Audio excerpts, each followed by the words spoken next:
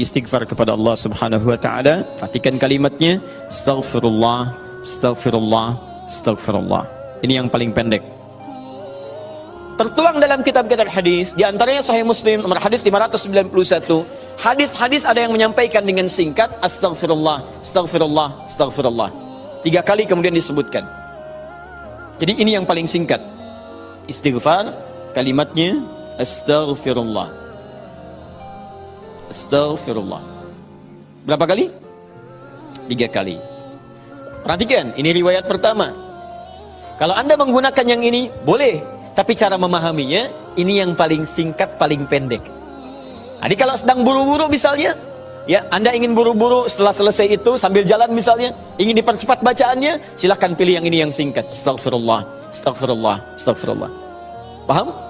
Kalau agak senggang, silahkan tambahkan dengan lebih luas. Astaghfirullahaladzim, astaghfirullahaladzim, astaghfirullahaladzim. Lebih senggang lagi, astaghfirullahaladzim, alladzi la ilaha illa huwal hayyul qayyum wa atubu ilaih.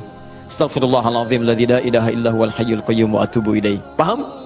Baik, jadi kalau Anda menemukan riwayat yang ini diulang sampai 3 kali, ini yang dimaksud riwayat yang paling standar. Jelas ya? Standar. Ini standarnya, ucapkan ini astaghfirullah, astaghfirullah, astaghfirullah 3 kali. Ini amalan pertama. Tahan, hadisnya belum selesai. Jadi kalau selesai salat, assalamualaikum warahmatullah, assalamualaikum warahmatullah, duduk sebentar, tahan dulu. Apa yang diucapkan? Astaghfirullah, astaghfirullah, astaghfirullah. Selesai? Baik, tahan. Lihat baik-baik, perhatikan sini. Ini disebut amalan apa tadi? Zikir. Karena kita sedang membahas tentang zikir. Baik, sekarang yang kedua, masih ingat? Tadi kalau seorang sedang berzikir, maka konsekuensinya dia akan apa terhadap Allah? Ingat. Yang kedua, dekat. Pertanyaan saya, apakah setiap orang yang mengucapkan astagfirullah menjadi ingat kepada Allah?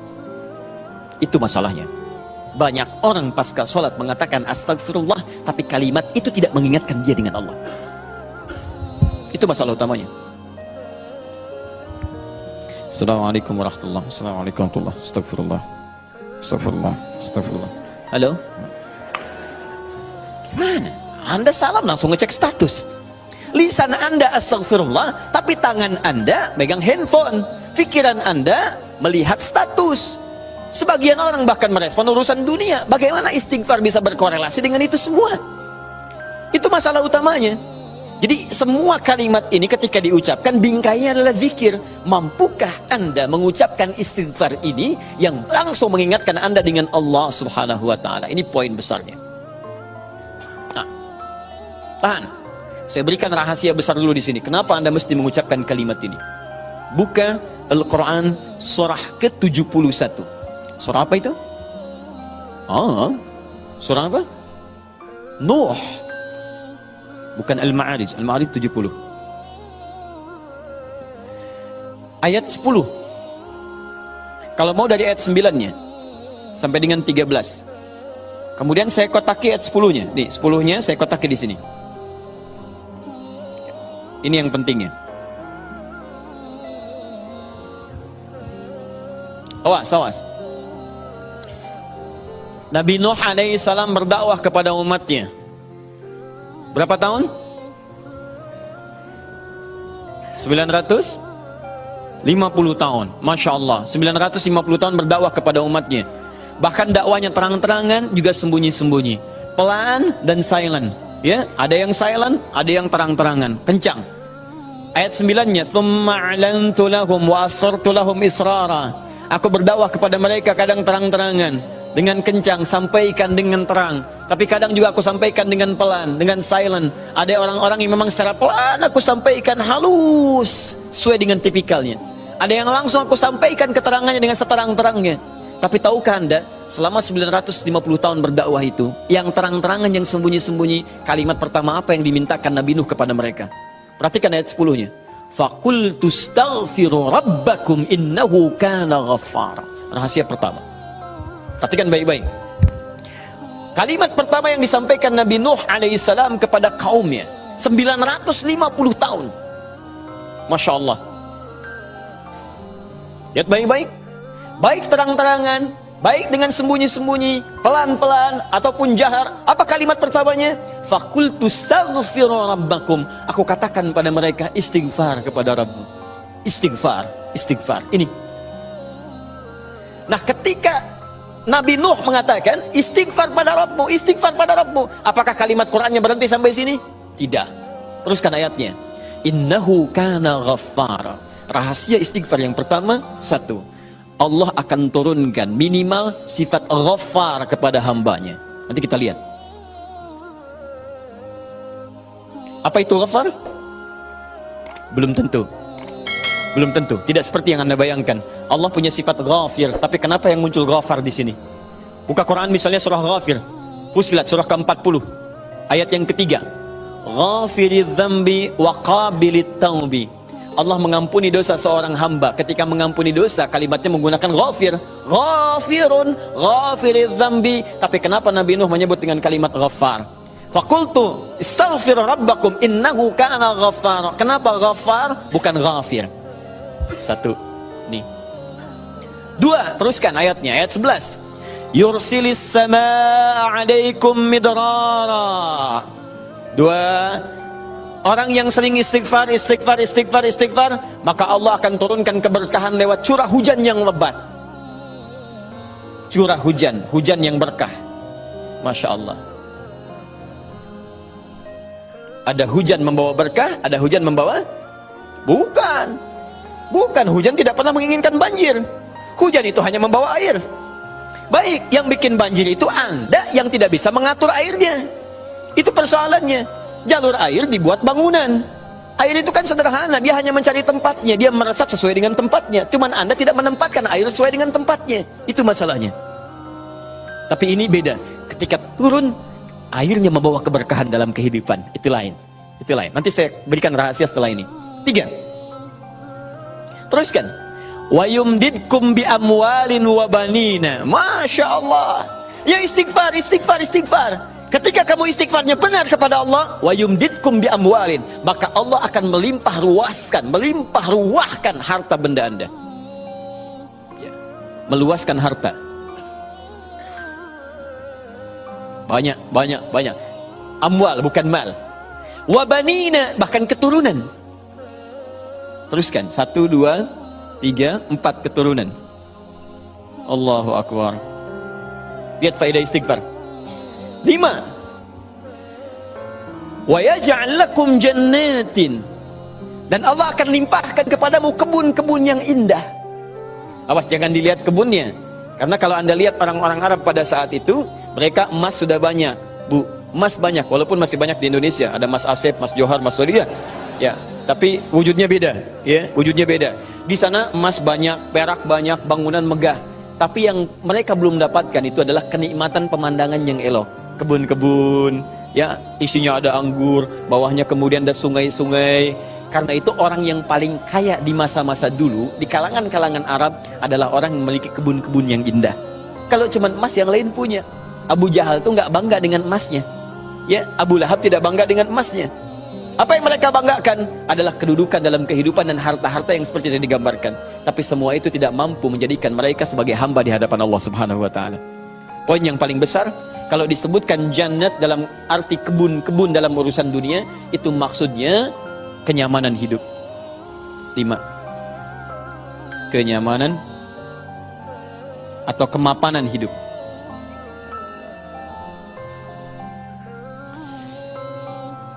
Wa yaj'al lakum anhara, kenikmatan hidup. Masya Allah, sudah mapan, nikmat. Kaya, tenang. Wah, ini hebat banget nih hidupnya. Dosanya diampuni oleh Allah, kemudian hidupnya berkah, hartanya melimpah, keturunannya juga luar biasa, gitu kan? Setelah itu hidupnya nyaman, mapan dan nikmat. Kurang apa lagi? Antum pilih mana? Kaya tapi gelisah atau miskin tapi tenang? Jangan pilih yang ketiga, saya tidak berikan. Nah, tahan sebentar. Lihat sini. Jadi ketika Anda diminta istighfar, astagfirullah, astagfirullah, astagfirullah, ternyata di antara esensi kalimat istighfar itu bukan kalimat biasa. Anda mampu mengucapkannya dengan baik, maka Allah turunkan kemuliaan lewat lisan Nabi Nuh itu. Faqultu astaghfiru rabbakum innahu kana ghaffara yursilis samaa'a 'alaikum midrara wa yumditkum bi amwalin wa banina wa yaj'al lakum jannatin wa yaj'al lakum anhara. 6 kemuliaan bagi orang yang sangat senang beristighfar kepada Allah Subhanahu wa taala. Tapi ini masih urusan dunia. Akhiratnya belum selesai. Pilih mana? Miskin masuk surga atau kaya masuk neraka? Miskin masuk surga. Kasihan. Kenapa tidak kaya masuk surga? Ya itu pilihan dari saya, ya. Ini pilihan dari Al-Quran. Saya kan tidak mengatakan jangan pilih yang ketiga. Itu yang pertama tadi, ya. Lihat sini. Ini jaminan kehidupan dunianya, mana akhiratnya. Ya Allah, kalau cuma dikasih dunia saya tidak mau. Jangan-jangan saya dunianya bahagia, akhiratnya nestapa. Maka adakah faidah dari istighfar atau kehidupan akhirat saya? Kamu mau minta surga yang mana? Orang-orang surga biasa, saya berikan pada pelaku istighfar surga seluas langit dan bumi. Quran surah ketiga ayat 133. Ayat 133, paling kanan sebelah atas. Lihat, di sini hidupnya lapang, di sini surganya seluas lapangan. Lapangannya apa? Bukan lapangan dunia. Perhatikan lapangan akhirat. Wasari'u ila maghfirah. Bergegaslah Anda untuk memohon ampunan Allah. Maghfirah, turunan kata dari istighfar, minta ampun. Bukankah istighfar minta ampun? Ayo cepat, bergegas, rajin, cepat. Orang yang rajin istighfar, cepat istighfar. Lihat, wa jannatin arduhas samawati wal ard. Maka kami akan sediakan harapan baginya, menyediakan tempat kembalinya surga seluas langit dan bumi. Dan digolongkan ahli istighfar sebagai orang-orang yang takwa. Uiddat lil muttaqin, kami siapkan untuk orang takwa. Siapa orang takwa dimaksud? Awal ayatnya wasari'u ila maghfirah. Surga seluas langit dan bumi. Masya Allah. Silakan kalau mau koprol, berhenti di mana tuh? Ya.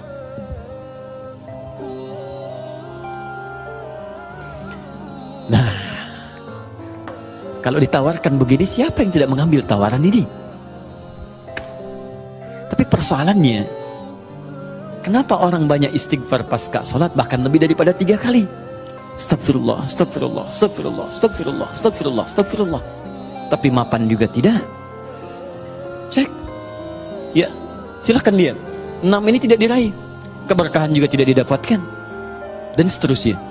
Bahkan kemarin di Bekasi itu ada yang terlihat, kami lihat di CCTV itu. Khusyuk pasca sholat, kayak orang menangis. Astagfirullah, astagfirullah, astagfirullah. Sudah tenang, lihat kanan kiri itu, tas orang dirogok begini. Kok bisa tuh? Astagfirullah lagi ibu juga. Ya? Apa yang salah? Ya, sekarang mari kita lihat bagaimana beristighfar seperti ini untuk mendapatkan kemuliaan-kemuliaan ini, dan bagaimana cara istighfar dengan berzikir pada Allah Subhanahu wa taala. Frame terbesarnya, frame-nya dalam amalan ini disebut dengan zikir. Ingat tadi telah disebutkan di awal. Zikir itu mesti mampu mengingatkan kita dengan Allah, juga membuat hubungan kita lebih dekat dengannya. Nah, sekarang fokus. Di antara amalan zikir pasca salat adalah istighfar. Dengan mengucapkan kalimat paling singkat, astagfirullah, astagfirullah, astagfirullah. Sekarang kita bedah dulu isi kalimatnya. Ini astaghfirullah. Dalam ilmu saraf, kalimat astaghfirullah ini dibagi ke dalam 3 bagian. 1, ada awalan menggunakan kata ista begini. Kemudian ditambah dengan akar kata ghafara. Kemudian ditambah terakhir objek harapannya kepada Allah Subhanahu wa taala. Sekarang fokus baik-baik. Ista dalam ilmu saraf itu fungsinya untuk menunjukkan salah satunya, menunjukkan pada permohonan, meminta sesuatu. Ghafara, ampunan, meminta ampunan menggunakan istaghfara. Istaghfara itu kata kerjanya, istighfar keadaannya, kata benda atau sifatnya. Jadi kalau ini menunjukkan permintaan atau permohonan, kemudian apa yang diminta? Ghafara, ampunan dari Allah Subhanahu wa taala. Tapi persoalannya dalam bahasa syariat Tidak pernah ada kalimat ghafara, yaitu ampunan, kecuali disandingkan atau dilawankan kepada dosa. Ini poinnya. Jadi kalau Anda minta ampunan, Anda harus merasakan apa yang mau diampuni. Dia orang itu mustahil minta ampun kalau tidak ada yang mau diampuni. Paham? Ada seorang ngambil barang, tiba-tiba dipukulin orang lain, mengatakan ampun, ampun, ampun. Kenapa minta ampun? Untuk dihentikan pukulannya. Kenapa dipukul? Karena pernah berbuat salah. Bahasa singkatnya, jika Anda memohon ghufran kepada Allah, ampunan kepada Allah, itu artinya Anda telah berbuat kesalahan atau dosa dalam kehidupan. Jelas? Dosa dalam bahasa Arab disebut dengan dzambun namanya. Dzambun. Kalau dia banyak disebut dengan dzunubun. Dzunubun. Dzunub. Kalau dosanya satu saja, dzambun, maka Allah menurunkan sifat untuk mengampuni satu dosa ini. Anda sebut namanya, minta kepada Allah, maka berpeluang mendapatkan ampunan dari Allah. Apa namanya? Ghafir. Sifat Allah yang mengampuni satu dosa. Ghafir. Turun Quran surah Ghafir. Ya, surah ke-40 itu. Ayat ketiganya, Ghafiriz dzambi. Kata ghafir dipasangkan dengan dzambun. Ghafiriz dzambi wa qabilit taubi. Ketika Anda ingin minta ampun kepada Allah satu dosa, berbuat dosa, astaghfirullah ya Allah, ampuni saya Allah. Allah turunkan sifatnya ghafir, saya ampuni kamu. Saya terima taubatmu. Paham? Tapi ketika dosa Anda berlipat, banyak dosa, mata berdosa, telinga berdosa, lisan berdosa, sampai ke kaki berdosa, maka bukan dzambun namanya, tapi dzunubun. Sifat Allah yang mengampuni aneka dosa dan tidak membiarkan hambanya larut dalam dosa, maka turunlah kemudian yang kedua disebut dengan Ghaffar namanya. Ghaffarun. Maka istighfar ketika Anda mohonkan kepada Allah, dahsyatnya bukan menurunkan sifat yang pertama Ghafir, tapi menurunkan sifat yang kedua Ghaffarun. Pertanyaan saya, siapa yang dosanya cuma satu sampai hari ini? Boleh angkat tangan? Ayo, saya pulang. Anda lebih layak kalau cuma satu dosa, lebih layak memberikan tausiah dibanding Adi Hidayat yang banyak dosa. Siapa yang sampai hari ini banyak dosanya? Tidak perlu angkat tangan, saya tahu. Baik. Nah, karena kita merasa banyak dosa, kita merasa banyak berbuat kesalahan, maka bagaimana mungkin kesalahan itu bisa mengantarkan pada cita-cita yang kita harapkan? Baik, saya tanya kepada Anda semua. Misal, mohon maaf teman-teman sekalian, berkah itu terkait erat dengan kemuliaan, mulia, taat.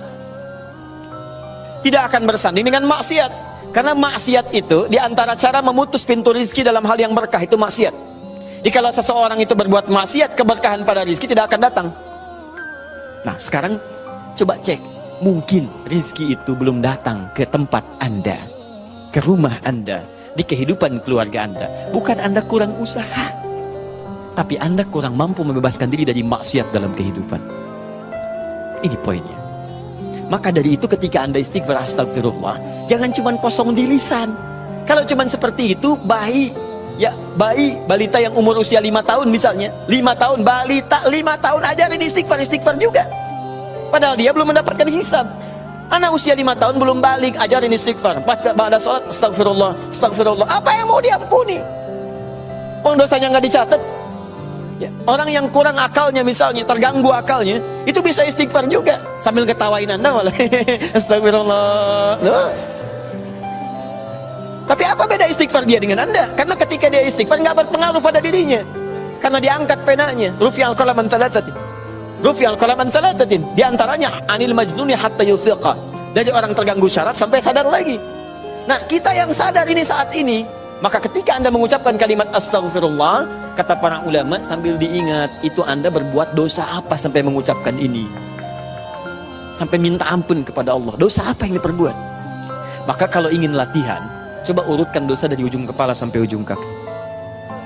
Salat yang pertama subuh misalnya, ya jangan terlalu banyak dulu. Untuk dosa mata misalnya, astagfirullah, ingat-ingat mata salah apa. Jangan-jangan setiap pandangan yang Anda lakukan, itu belum melahirkan keberkahan. Alhamdulillah. Bisa nggak pandangannya berkah? Ada ayat di Quran. Ada orang-orang dimuliakan oleh Allah sampai disebut kuat iman. Orang yang kuat iman, yang pandangannya itu berkah, setiap memandang berkah. Bahkan saking berkahnya nyaman dia dalam kehidupannya. Ya, itu ada di Quran surah ke-24, punya cahaya dia. ayat 30 sampai 31. 30 untuk laki-laki, 31 untuk perempuan. Wa qul lil mu'minina yaghuddu min absarihim. Katakan pada perempuan laki-laki beriman, setiap lelaki beriman, perhatikan, palingkan pandangannya dari yang tidak baik. Jadi kalau orang zikirnya benar, itu dia akan berpaling dari yang tidak baik. Otomatis Pak, Bu, otomatis. Bahkan yang mirip-mirip pun dengan apa yang ia punya, belum tentu kemudian ia pandang dengan berlama-lama. Jadi teman-teman sekalian, itu pandangan. Coba berapa kali dalam sehari memandang yang tidak benar? TV, handphone, gambar-gambar, itu kan? Dan seterusnya, baru keluar, memandang dengan cara yang tidak layak. Sama perempuan juga begitu, bukan kayak 31 untuk perempuan. Wa qul lil mu'minati yaghdudna min absarihinna. Katakan pada perempuan-perempuan yang beriman, awas hati-hati, perempuan-perempuan yang beriman. Artinya kalau pandangan tidak dijaga, menunjukkan imannya lemah. Ya, berapa kali ibu banyak memandang hal-hal yang tidak benar? Ya, berapa kali pandangannya melahirkan nafsu? Pandangan di mall dibawa sampai ke rumah. Nah, jadi ketika anda istighfar, sambil diingat dosanya. Astagfirullah, astagfirullah, mata. Terus masuk ke lisan, astagfirullah ya Allah. Mungkin dengan lisan ini, maaf orang tua saya pernah menangis. Dengan lisan ini pasangan saya pernah bersedih. Dengan lisan ini tetangga saya pernah kabur dari saya. Dengan lisan ini anak saya pernah menjerit. Dengan lisan ini ya Allah barangkali itu yang menghambat keberkahan dalam kehidupan saya. Astagfirullah, astagfirullah, astagfirullah. Setelah itu dosa anda, setelah tuntas sampai dengan ujung kaki, dosa anda pada orang tua, suami kepada istri, istri kepada suami. Bagaimana kadang-kadang tidak baik dalam kehidupan rumah tangga, kepada anak-anak, kepada tetangga. Barangkali, mohon maaf, hal-hal itu yang menghambat pintu kemuliaan dalam bahkan urusan dunia ini yang belum turun. Nah kalau sudah semua sekat dibuka, semua akan turun. Masih ingat tadi? Lihat di Quran surah 3 ayat 133. Teman-teman masih ingat tidak? Surga yang ahli istighfar ini disediakan untuk orang apa? Takwa kan? Jadi kalimat takwa ketika disebutkan di ayat ini, uiddat lil muttaqin, disediakan bagi orang takwa. Bukankah dimulai awalnya dengan istighfar? Sekarang saya tunjukkan kepada anda, kita buat persamaan. Lihat sini, kita buat persamaan. Istighfar adalah sama dengan amalan ahli takwa. Takwa bisa mengantarkan ke surga. Tapi anda jangan lupakan bahwa takwa pun membuka semua pintu keberkahan urusan dunia dari langit dan bumi. Takwa persamaannya berkah langit dan bumi. Dari mana mendapatkan persamaan ini? Di Quran surah ke-7, teman-teman sekalian, ayat 96. Walau anna ahlal qura amanu wattaqau la fatahna 'alaihim barakatin minas sama'i wal ardh. Kalaulah kemudian ada orang-orang beriman, ahli takwa, bertakwa kepada Allah, bahkan satu komplek bertakwa, satu kampung bertakwa, kami buka semua pintu keberkahan di langit dan di bumi. Semua pintu keberkahan. Jadi kalau Allah sudah buka dari manapun dan dimanapun Anda beraktivitas, akan mudah dan nyaman Anda beraktivitas. Di rumah pintu berkah dibuka, nyaman. Di kantor dibuka, nyaman. Di kehidupan sosial dibuka, nyaman. Jadi kalau orang rajin istighfar, astagfirullah, astagfirullah, astagfirullah, maka masya Allah, dahsyat sekali hasilnya.